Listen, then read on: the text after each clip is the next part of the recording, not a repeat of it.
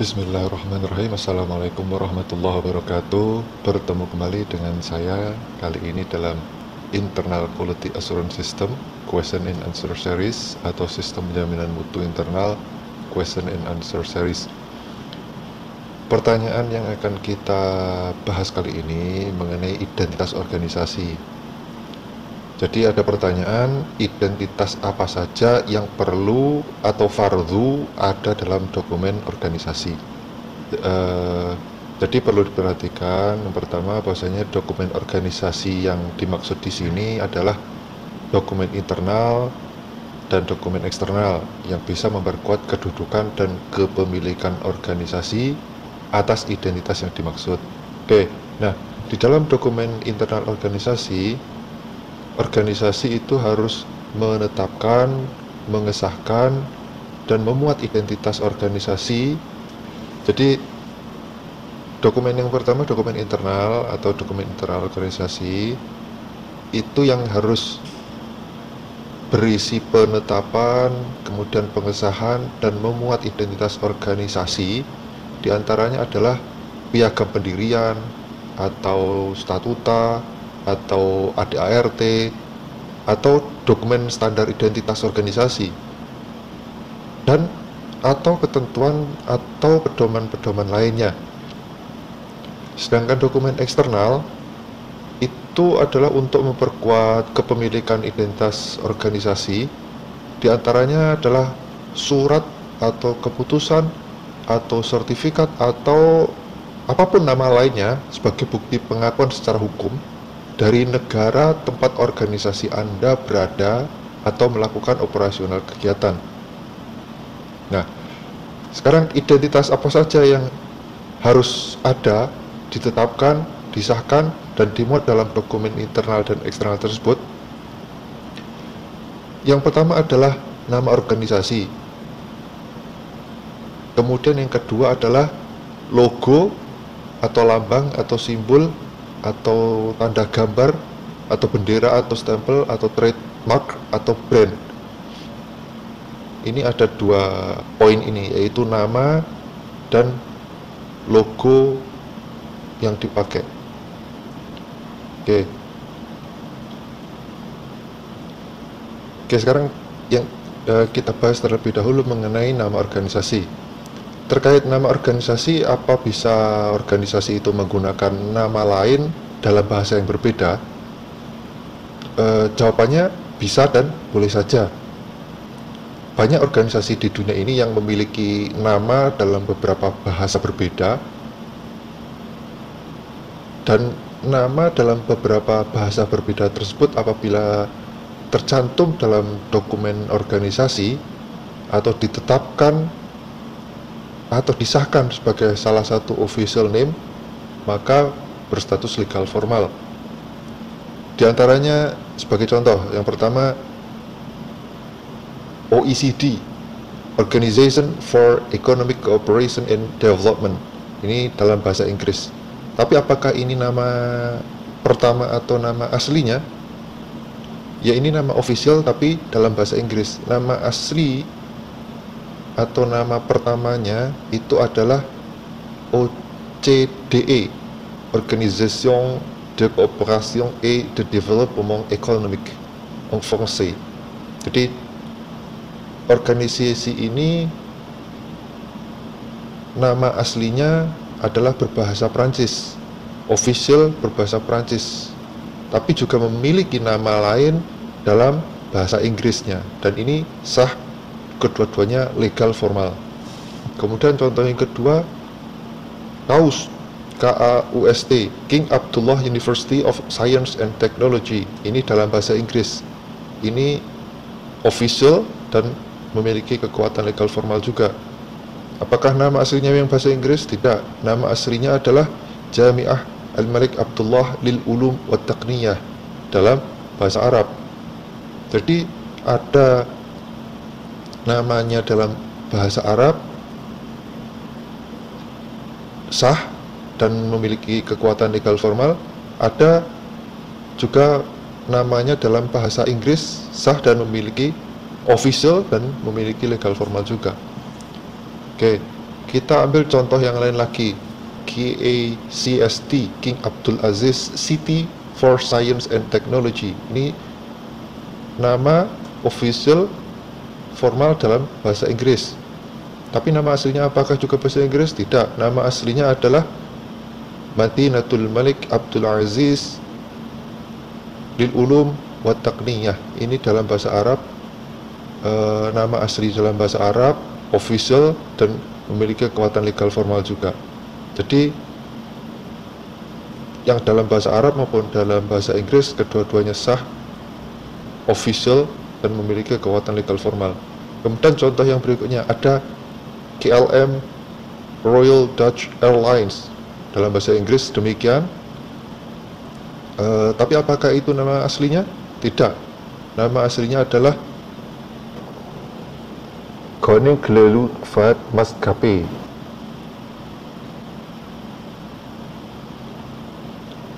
Dalam bahasa Belanda dia official resmi seperti itu. Dalam bahasa Inggris pun dia memiliki nama official resminya. Ya, kemudian contoh yang berikutnya, ini yang memiliki nama paling banyak, UN, United Nations Organization, itu dalam bahasa Inggris. Apakah demikian satu-satunya nama? Tidak. Nama lainnya ada dalam 6 bahasa resmi yang dipakai di United Nations, yaitu adalah bahasa Inggris, ada bahasa Arab, kemudian ada bahasa Cina, ada bahasa Prancis, ada bahasa Rusia, ada bahasa Spanish. Ada 6 bahasa yang dipakai, dan ke-6-nya ada nama tersendiri, United Nations Organization dalam bahasa Inggris, Munadhamah Al-Umam Al-Muttahidah dalam bahasa Arab, kemudian ada dalam bahasa Cina, kemudian ada dalam Organisation des Nations Unies, ini dalam bahasa Prancis, kemudian ada dalam bahasa Rusia, dan ada dalam bahasa Spanish atau Spanyol. Semuanya adalah nama official, memiliki kekuatan legal formal. Nah, sekarang beberapa lagi contoh kota. Misalkan ada Ngayogyakarta Hadiningrat, itu dalam bahasa Jawa. Kemudian dalam nama bahasa Indonesianya Yogyakarta. Apakah Yogyakarta tidak memiliki legal formal? Legal formal, sah. Apakah yang bahasa Jawa tidak memiliki legal formal? Legal formal dan sah juga, karena itu nama aslinya. Kemudian contoh berikutnya ada Den Haag. Den Haag itu dalam bahasa Belanda. Dalam bahasa Inggrisnya The Hague. Dua-duanya adalah official dan memiliki legal formal juga. Kemudian ada Wien, itu dalam bahasa Jerman. Meskipun Austria ya, bahasa yang dipakai adalah bahasa Jerman. Wien. Nama lainnya dalam bahasa Inggris adalah Vienna. Itu bahasa Inggrisnya. Jadi dua-duanya juga memiliki official dan memiliki legal formal. Oke, demikian saya berharap karakter atau abjad yang saya tulis, yang saya cantumkan di sini tidak ada kesalahan tulis, kesalahan alfabet atau karakter. Apabila Anda menemukan ada kesalahan tulis, saya mohon maaf. Oke, itu contoh-contoh organisasi atau bahkan kota yang memiliki nama berbeda dalam beberapa bahasa. Nah, yang perlu diperhatikan adalah yang pertama, bahwasanya nama organisasi itu harap ditetapkan, disahkan, dan dicantumkan dalam dokumen internal organisasi, yaitu statuta, ADART, dokumen standar, atau dokumen lain. Harap diingat seperti yang kita sampaikan di awal, silahkan nama dalam bahasa lain tersebut ditetapkan, disahkan, dan dicantumkan dalam dokumen internal organisasi seperti statuta, ADART, kemudian dokumen standar, standar identitas, kemudian ketentuan atau pedoman lain. Nah, kemudian nama organisasi tersebut juga didaftarkan di dalam dokumen eksternal sehingga mendapatkan surat atau keputusan atau sertifikat atau pengakuan hukum dari negara tempat organisasi Anda berada. Nah, ketentuan ini berbeda tiap negara ya. Oke, yang kedua yang harus diperhatikan, yang kedua adalah memiliki nama organisasi dalam bahasa lain atau berbeda itu bukan sesuatu yang wajib, kecuali negara tempat operasional organisasi Anda meminta organisasi Anda memiliki nama dalam bahasa mereka. Jadi ada negara-negara yang meminta organisasi Anda memiliki nama sesuai dengan tata aturan mereka. Tapi selain bukan sesuatu yang wajib, juga bukan sesuatu yang terlarang. Organisasi Anda itu tidak wajib memiliki nama dalam bahasa lain, tapi juga tidak dilarang atau tidak menjadi sesuatu yang terlarang organisasi Anda memiliki nama lain dalam bahasa lain.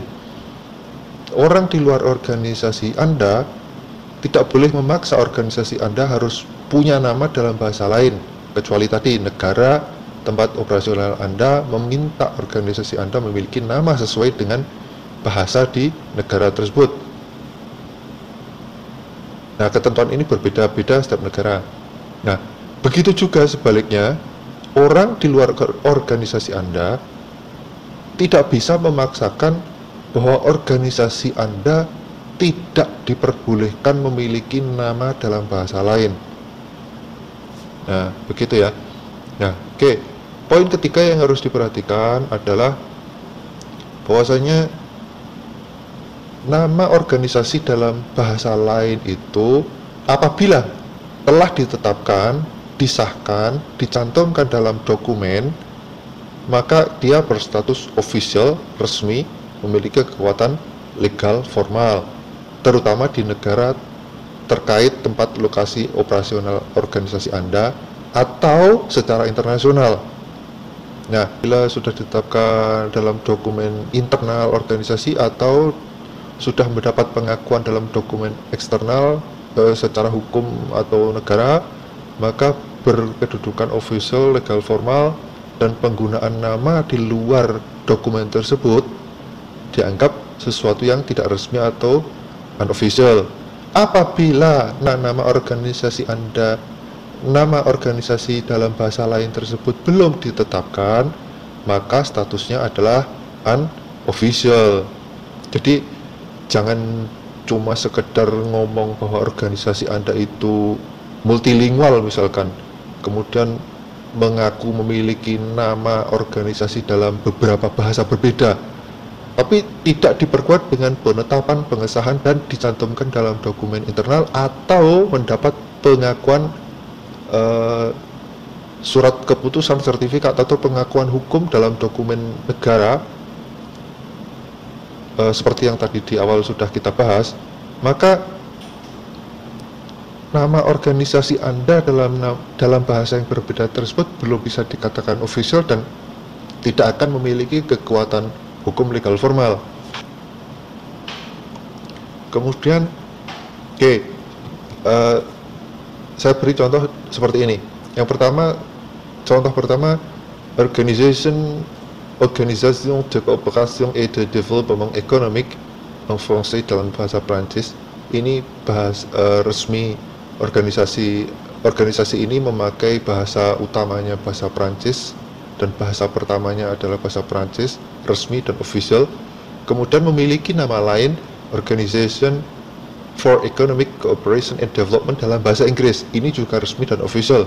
Tapi kemudian ada yang memakai namanya menjadi organizationnya Z, pakai Z, padahal di dokumen organisasi nama dalam bahasa Inggrisnya tetap organization pakai S, organization pakai huruf S, bukan organization pakai huruf Z.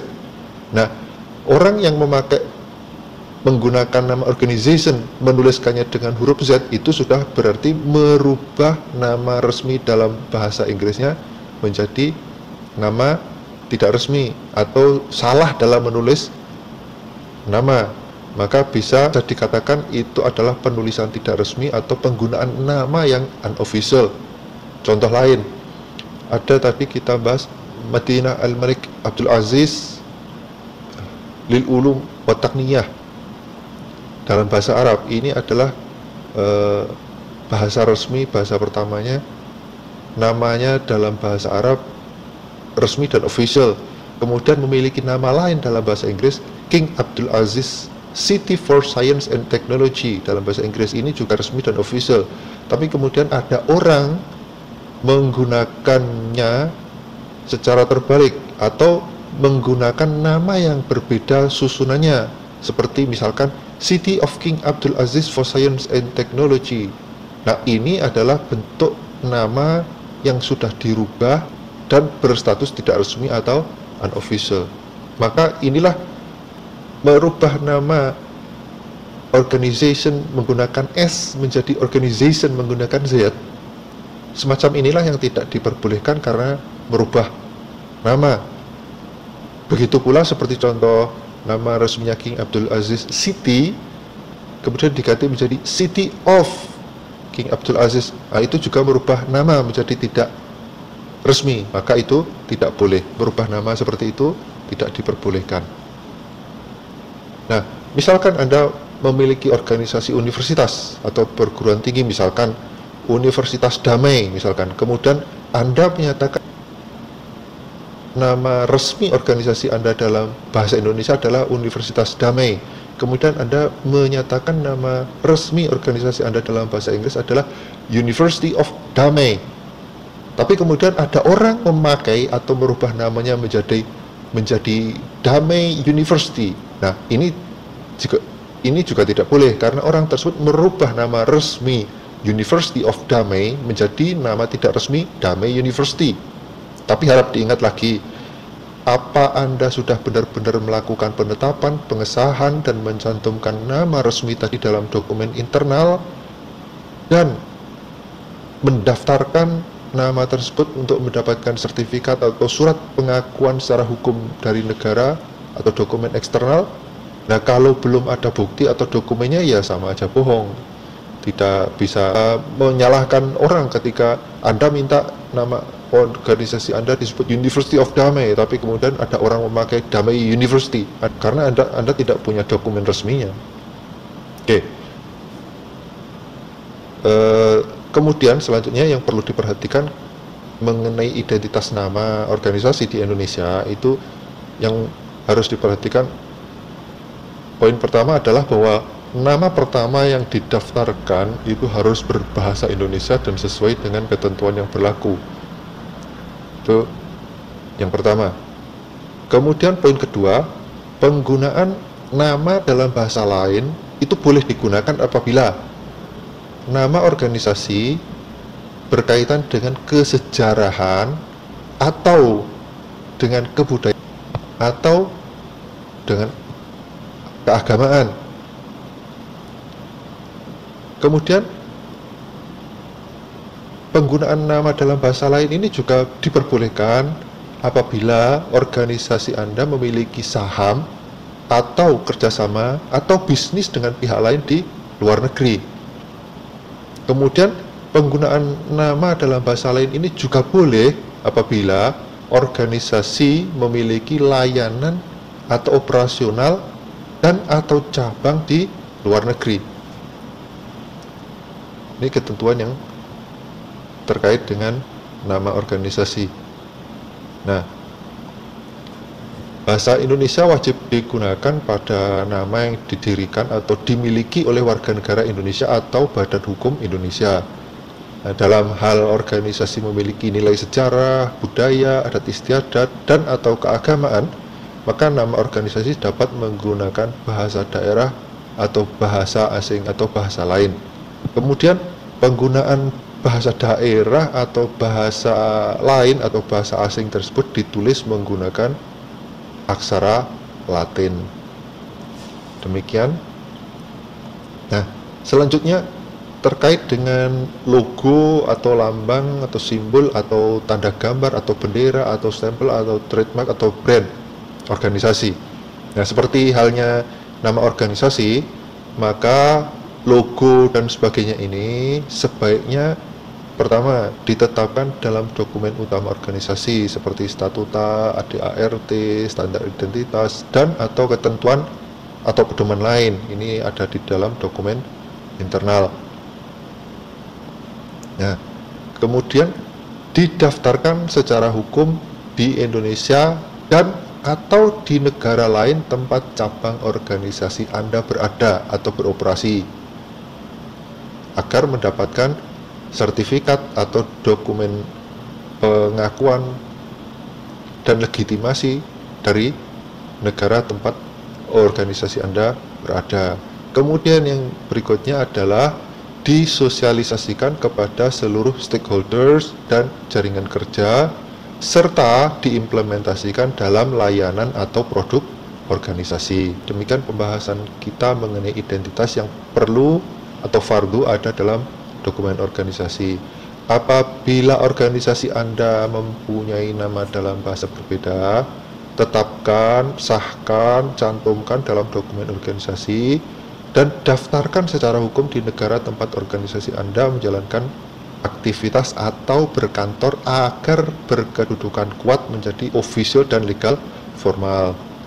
Begitu pula dengan logo, lambang, simbol, tanda gambar, bendera, stempel, trademark, atau band yang dimiliki organisasi Anda juga harus ditetapkan, disahkan, dicantumkan dalam dokumen internal dan didaftarkan untuk mendapatkan pengakuan hukum dari negara tempat organisasi Anda beraktivitas atau berkantor. Nah, kemudian disosialisasikan kepada seluruh stakeholders serta diimplementasikan dalam layanan atau produk organisasi Anda. Oke. Terima kasih, semoga pembahasan kita ini bisa bermanfaat dan menambah wawasan kita. Oke, quote kita kali ini adalah: sedikit ketidakberesan, sedikit ketidakrapian, sedikit ketidakjujuran, sedikit ketidakdisiplinan, bila dilakukan terus-menerus akan menumpuk menjadi bukit permasalahan. Oke, terima kasih. Semoga bermanfaat. Assalamualaikum warahmatullahi wabarakatuh.